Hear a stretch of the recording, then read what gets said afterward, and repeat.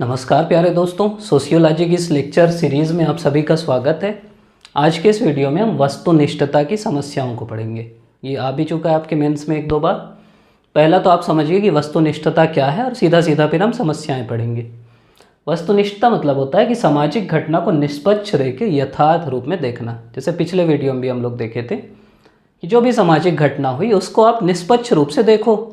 जो यथार्थ रूप है उसको आप निष्पक्ष रह के देखोगे और उसी रूप में उसको चित्रित करोगे। मतलब जो जैसा है वैसा ही उसको चित्रित करना, ये कहलाता है वस्तुनिष्ठता।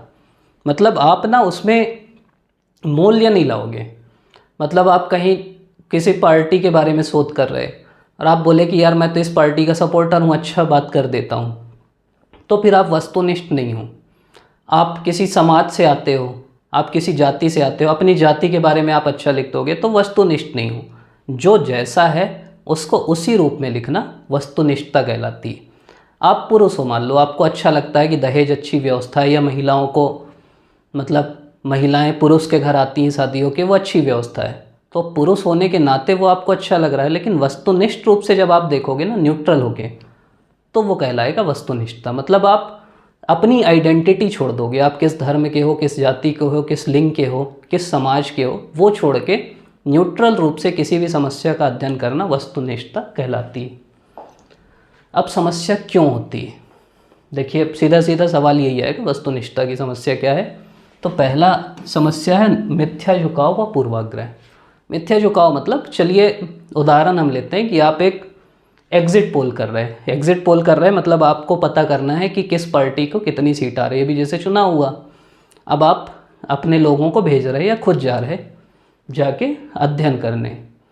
तो अब क्या होता है? मिथ्या झुकाव। मिथ्या झुकाव मतलब अब आप, इसमें क्या होता है, गांव गांव जाके पूछते हैं, पहले से सैम्पलिंग कर लेते हैं कि हाँ इस गांव में जाना है, इससे पूछना है।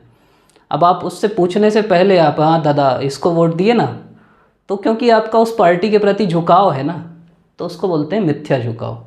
एक होता है पूर्वाग्रह। पूर्वाग्रह मतलब किसी के बारे में आप पहले से आग्रह मान के चलते हो, गलत मान के चलते हो। आपको लगता है कि यार ये महिला है ना, तो ये गाड़ी तो अच्छा नहीं चलाएगी।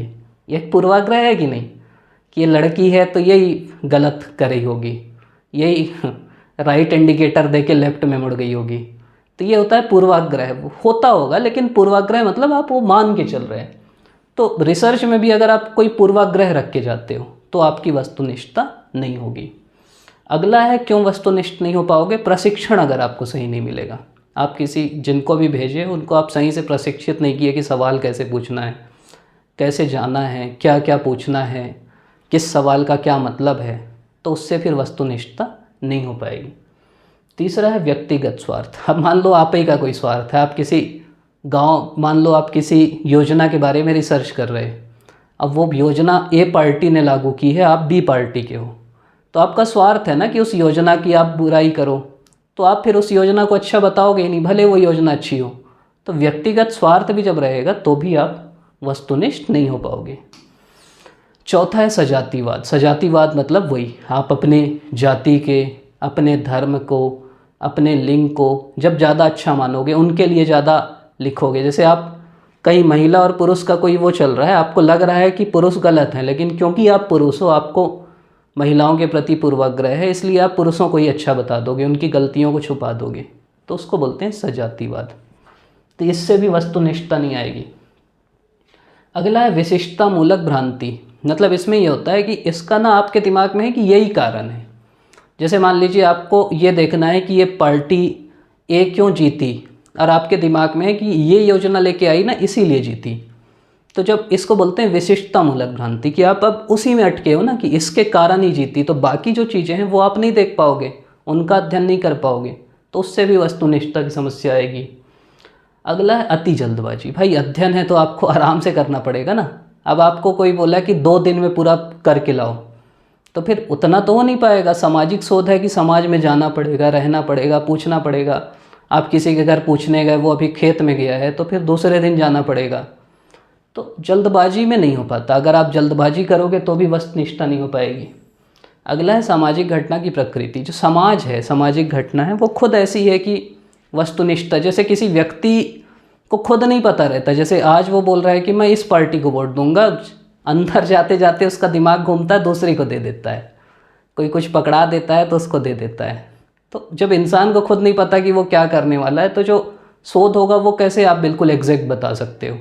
क्योंकि जो भी सामाजिक घटना है या इंसान है, उसकी प्रकृति ही ऐसी है कि वो बिल्कुल ऐसा नहीं है कि H2+O H2O ही होगा, बदलते रहता है। और स्वार्थ समूहों का दबाव, मतलब किसी व्यक्ति का किसी में स्वार्थ है तो आपके ऊपर दबाव डाला कि तुमको रिसर्च में यही दिखाना है, तो फिर वस्तुनिष्ठता हो ही नहीं पाएगी। इसके अलावा आपकी जो प्रश्नावली, जो हम पहले पढ़े कि हम एक प्रश्नावली बना के लाए जाते हैं शोध करने के लिए, ये प्रश्न पूछना है, वो प्रश्न ही गलत हैं तो वस्तुनिष्ठता कैसे होगी? प्रश्न सही है, आप संकलन गलत किए तो भी वस्तुनिष्ठता नहीं हो पाएगी। संकलन भी ठीक कर लिए, विश्लेषण सही नहीं किए, विवेचना सही नहीं किए, तो भी वस्तुनिष्ठता नहीं हो पाएगी। तो ये सब कारण है जिससे वस्तुनिष्ठता नहीं हो पाती है। उसकी समस्याएं हैं क्या क्या? एक मिथ्या झुकाव, आपका किसी के प्रति झुकाव होना ज़बरदस्ती, किसी के प्रति पूर्वाग्रह होना, प्रशिक्षण ना होना, आपका अपना स्वार्थ होना, सजातिवाद होना, अपने जाति धर्म, उसके बाद विशिष्टतामूलक भ्रांति की यही कारण है और कोई कारण नहीं है।